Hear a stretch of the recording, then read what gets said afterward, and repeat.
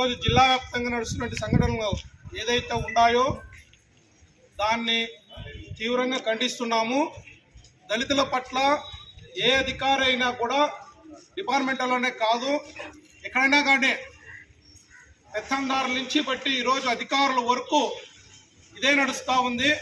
దీన్ని పునరుద్ధం కాకోకుండా దీనిపైన సమగ్ర విచారణ చేసి దీన్ని మీరు చర్యలు తీసుకోవాల్సిందిగా జిల్లా కలెక్టర్ గారిని ఎస్పీ గారిని మేము కోరుతా ఉన్నాం. మాతృశ్రీ హాస్పిటల్లో జరిగినటువంటి సంఘటన ఏదైతే ఒక టాగూర్ సినిమాను కల్పించిందో ఆ విధంగా ప్రతి ఒక్కటి చేసినారన్నమాట.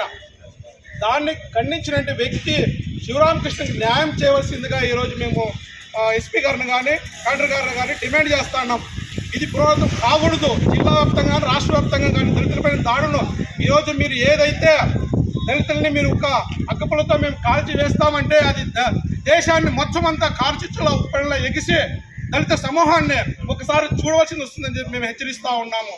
ఏదైతే మేము ఈరోజు ఈ మండల వ్యాప్తంగా మేము చేసిన ఈ ధర్నా కార్యక్రమంలో మా ఇక ఈ రోజుతో వీళ్ళు అయిపోతుందిలే మేము ఈ కార్యక్రమం ఉంచుకొని పోతానని అనుకోవడము చాలా అవివేకము పొరపాటు జరుగుతుంది. కాకపోతే రేపు కాడు కూడా మేము కలెక్టరేట్ ముట్టడి కానీ ఎస్పీ కార్యాలయం ముట్టడి కానీ ఖచ్చితంగా ఇస్తాము. దీని మీద సమగ్ర విచారణ చేసి తగిన అధికారులపైన చర్యలు తీసుకోవాల్సిందిగా ఈ సమయంలో డిమాండ్ చేస్తా ఉన్నాను. జై హింద్. జై భీమ్. కార్మిక సంఘం లీడర్ రామచంద్ర గారు మాట్లాడతారు. ఈరోజు గత 4 రోజుల నుంచి మన ఉమ్మడి జిల్లాలో ఇక్కడ చూసిన ధర్నాలు నడుస్తున్నాయి.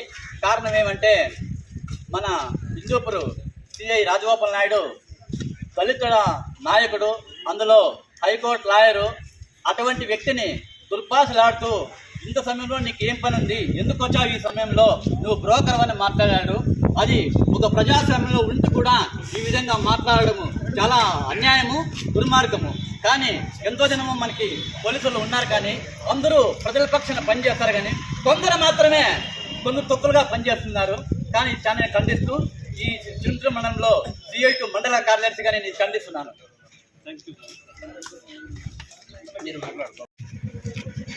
దళిత విరోధి రాజగోపాల్ నాయుడు వెంటనే, దళిత విరోధి రాజగోపాల్ నాయుడు వెంటనే ఉండబా విషయం చెప్పండి.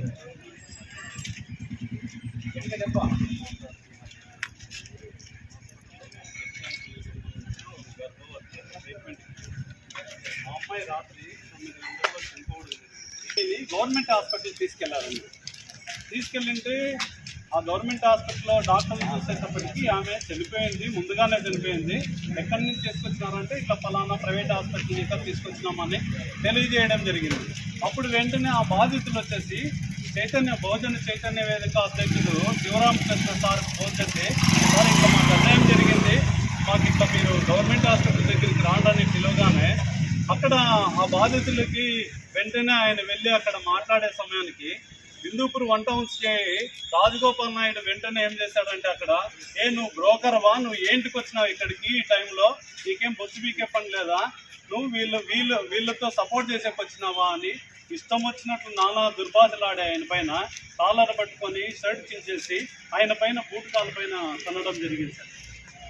కాబట్టి అతని పైన సస్పెండ్ చేయాలని కలెక్టర్ గారికి మీరు విన్నవించాలని మేము కోరుతున్నాం.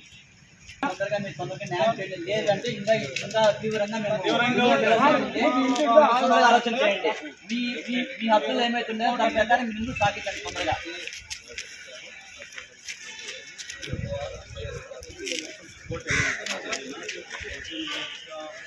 అధ్యక్షుడు ఆయన హైకోర్టు లాయర్ కూడా కనీస మర్యాద లేకుండా మాట్లాడుతుందా అంటే ఈ అధికారం నువ్వు ప్రజల పక్షాన ఉండి న్యాయం చేయాల్సిన ఒక ఆఫీసరే నువ్వు ఈ విధంగా బాధితులతో చేయి చేసుకోవడం తప్పుగా భావిస్తున్నాం మేము. కాబట్టి మీరు కూడా మీ పై అధికారులు తెలియజేయాల్సిందిగా మేము అవమానం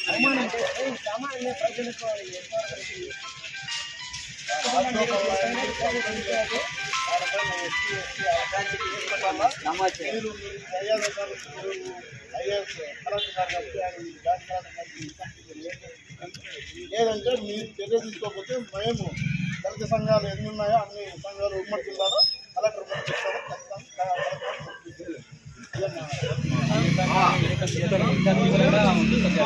ధర్నాన్ని